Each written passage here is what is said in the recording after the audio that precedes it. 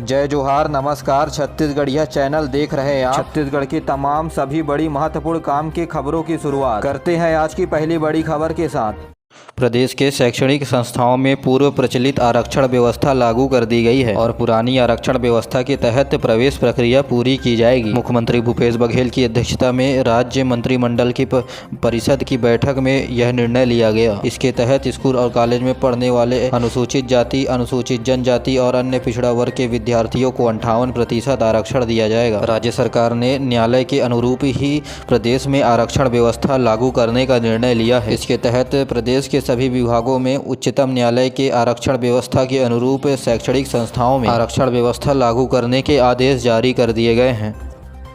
9 अगस्त विश्व आदिवासी दिवस के अवसर पर प्रदेश के सभी कार्यालयों में कार्यक्रम का आयोजन किया जाएगा। इस अवसर पर राज्य स्तरीय कार्यक्रम में प्रदेश के अनुसूचित क्षेत्रों के 5252 पंचायतों में मुख्यमंत्री परब सम्मान निधि योजना के तहत क्षेत्रीय कार्यक्रमों को पंचायत में आयोजित करने के लिए 2,81,00,000 रुपए की राशि आवंटन की जाएगी। के तहत प्रत्येक पंचायतों को 5,000 रुपए की राशि दी जाएगी। छत्तीसगढ़ गुरु घासीदास संग्रहालय में आदिवासी परंपराओं के अनुरूप 9 अगस्त से आदिवासी कार्यक्रम प्रयास से प्रभाव तक विषय पर केंद्रित 3 दिवसीय फोटो प्रदर्शनी कार्यक्रम का आयोजन किया जाएगा।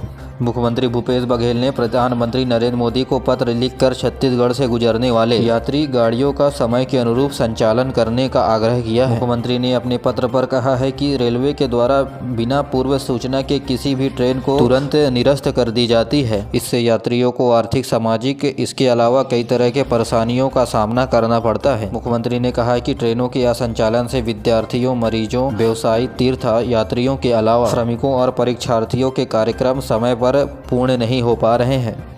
भारतीय जनता पार्टी की छत्तीसगढ़ इकाई ने राजधानी रायपुर में जवाहर बाजार में सहारा पीड़ितों के पैसे लौटाने के लिए पोर्टल को लॉन्च किया। इस मौके पर पूर्व मंत्री और विधायक बृजमोहन अग्रवाल ने कहा, सहारा निवेशकों को न्याय दिलाने के लिए केंद्र की मोदी सरकार प्रतिबद्ध है। इसके लिए उन्होंने बताया कि सहारा रिफंड पोर्टल जारी किया गया है। इस पोर्टल के माध्यम से सालों से फंसे निवेशकों का पैसा मिलना प्रारंभ हो जाएगा। बृजमोहन अग्रवाल ने बताया कि सहारा निवेशक सही तरीके से रजिस्ट्रेशन कर सके और सही वक्त में पैसा वापस आ सके, इसके लिए छत्तीसगढ़ की भारतीय जनता पार्टी ने हेल्प डेस्क की शुरुआत की है।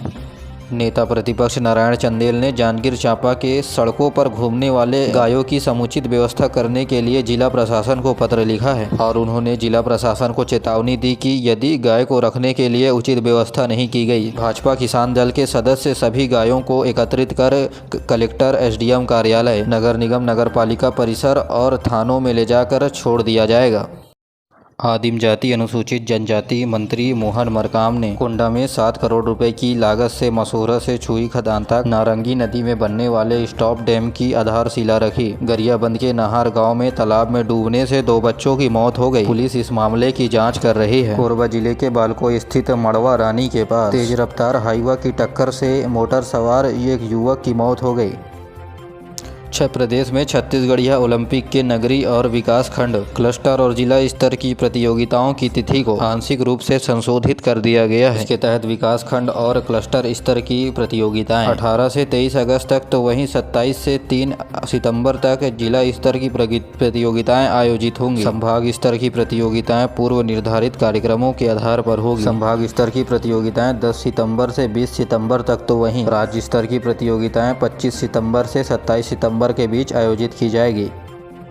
छत्तीसगढ़ हाई कोर्ट में ट्रांसलेटर के 8 रिक्त पदों पर भर्ती हेतु योग्य उम्मीदवारों से आवेदन मांगे हैं। इन पदों के लिए इच्छुक उम्मीदवार निर्धारित प्रारूप के तहत 31 अगस्त 2023 ऑफलाइन आवेदन जमा कर सकते हैं। यदि हम शैक्षणिक योग्यता की बात करें तो उम्मीदवार मान्यता प्राप्त संस्थानों से PG की डिग्री हासिल की हो। विस्तृत जानकारी ऑफिशियल वेबसाइट highcourt.cj.gov.in पर उपलब्ध है।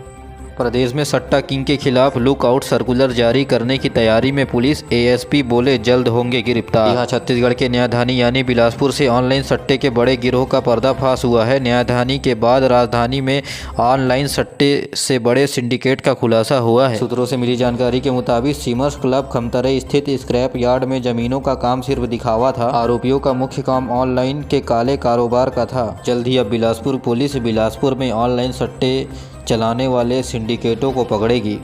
छत्तीसगढ़ की राजधानी रायपुर में अनुकंपा नियुक्ति संघ की प्रदर्शनकारी महिलाओं ने अपना आंदोलन समाप्त करने का निर्णय लिया है। अपनी मांग को लेकर ये महिलाएं पिछले 307 दिनों से धरने पर बैठी थी। बातचीत में उन्होंने कहा कि कल हम सीएम से मुलाकात करने के बाद अपना धरना समाप्त कर देंगे। प्रदर्शनकारियों ने कहा कि हमारी सरकार से सिर्फ 2 ही मांगे हैं। सरकार या तो हमें संविदा कर्मी के रूप में नियुक्ति दे दे या फिर हमें दैनिक वेतन भोगी के रूप में रख ले। इन 2 मांगों की मांग अनुकंपा नियुक्ति की महिलाएं कर रही थी।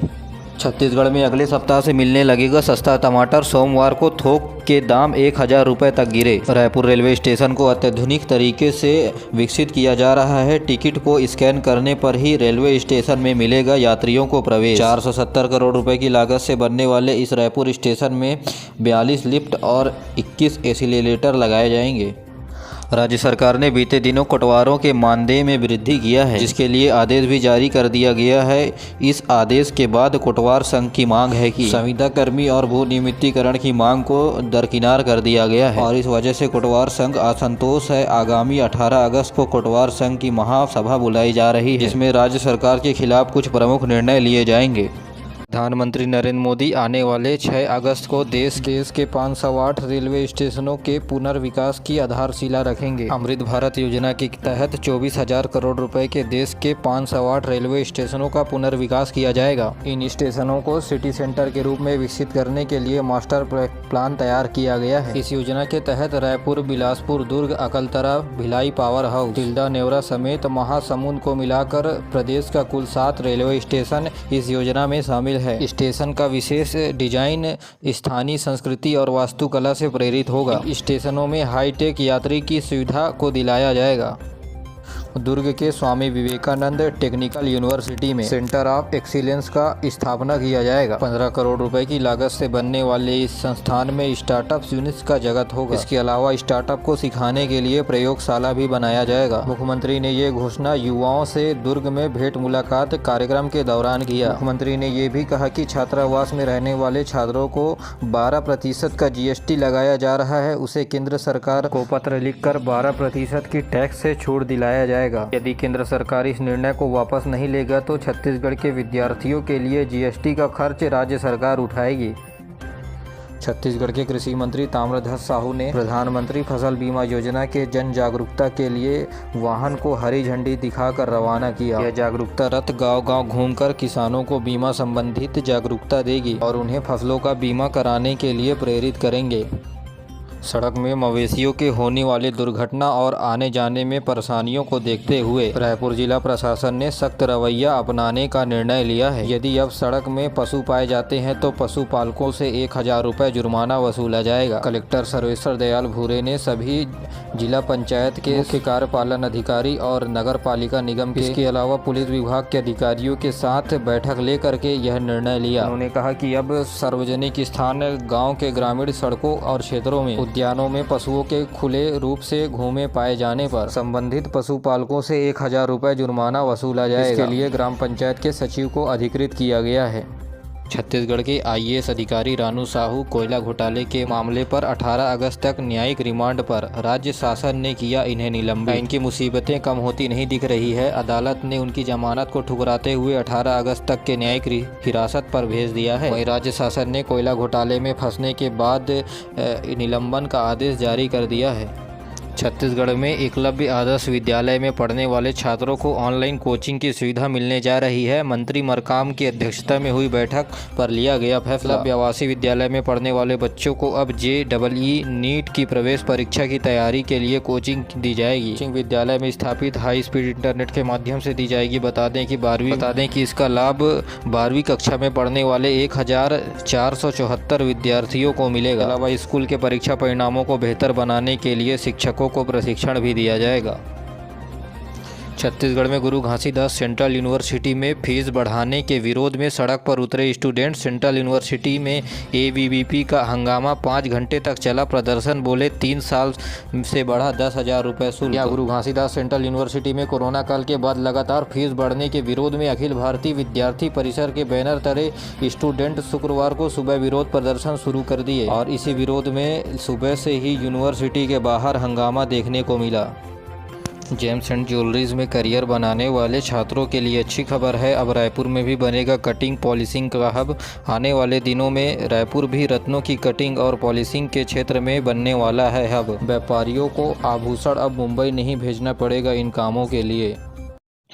केंद्रीय कोयला मंत्रालय ने कोयला के खानों की नीलामी से प्राप्त राशि का छत्तीसगढ़ समेत 6 राज्यों को 704 करोड़ रुपए की राशि हस्तांतरित की है। छत्तीसगढ़ को 1 अरब 47 करोड़ 18 लाख 30,625 रुपए दिए गए। यह वित्तीय सहायता छत्तीसगढ़ राज्य समेत अन्य राज्यों को सशक्त बनाने के लिए एक ठोस पहल की गई है। इन राशियों को सभी राज्य सरकारें अपने क्षेत्र के विकास को बढ़ावा देने के लिए इनका उपयोग करेंगी। यह बुनियादी ढांचा जैसे शैक्षिक, स्वास्थ्य, साफ सफाई, विभिन्न कल्याणकारी पहलू, समुदायों के उत्थान, समग्र विकास को सहायता देने के लिए रणनीतिक रूप से सक्षम करेगा। प्रवर्तन निर्देशालय यानी ईडी ने राज्य सरकार से डीएमएफ फंड की जानकारी मांगी है। ईडी ने छत्तीसगढ़ के भूगर्भ विभाग को लिखे पत्र में कोरबा के अलावा छत्तीसगढ़ के प्रत्येक जिले में डीएमएफ के हर जानकारी का ब्यौरा मांगा है। गौरतलब है कि कोयले घोटाले के मामले में ईडी ने राज्य सरकार के कई बड़े अधिकारी और आईएएस अधिकारियों को गिरफ्तार किया है। इस दौरान ईडी ने पान मसाला के थोक कारोबारी के यहाँ दबिश दी। इस दौरान करीब 5 घंटे की तलाशी के बाद टीम वापस लौट गई। वहीं ईडी की टीम ने सीतामढ़ी में गल्ला व्यवसायी के यहाँ छापा मारा।